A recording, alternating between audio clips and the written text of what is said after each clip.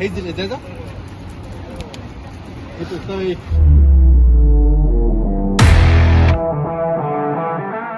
بص انا معايا ازايز هنا، كل ازازه فيها لون طبعا، 3 الوان، لون احمر، لا لون احمر، لون اصفر، ولون اخضر. كل واحد هيفكر لي في لون، مثلا تختار لي لون احمر، تختار لي لون اصفر، تختار انت اخضر. طبيعي انا ما كنتش عارف ان انت هتختار الالوان دي، فانا هحاول ايه اكتب اساميكم في مثلا اسمك ايه؟ شهر. اسمك ايه؟ زياد. اسمك ايه؟ لا. بص انا كتبت اساميكم، كل اسم عليه ازازه فاضيه، ماشي؟ الورقه خليها ايه؟ تعيدي.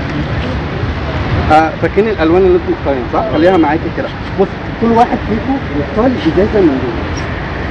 كم هتجيب؟ اخترت دي؟ خلاص خليها معاكي وارجعي دي. خديها اختاري ازازه من دول.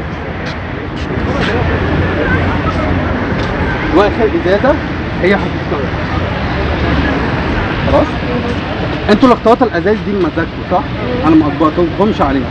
ينفع كل ازازه من دول يطلع اللون اللي انتوا اخترتوه؟ اكيد لا صح؟ ولا ينفع؟ لا. طب كل واحد يهز الازازه. انت مختار ايه؟ هز الازازه. انت مختار ايه؟ هز الازازه. وانت ايه؟ انت خايف.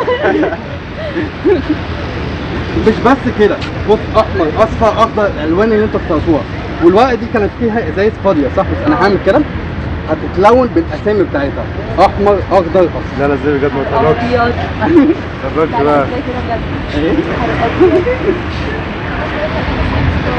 خلاص بقى ناخد اللون اللي رجعها خلاص. هرجعها تاني لون ابيض؟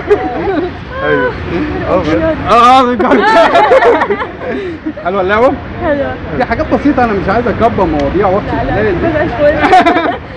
يا بتكون عجبتكم كده وان شاء الله هتنزل عن اليوتيوب. اشرب على فكره دي ميه طعام. الف انا مش بس ازاي عرفت؟ انت اللي اخترت. ايوه انت اللي اخترت كل حاجه يعني. لا بجد برافو عليك.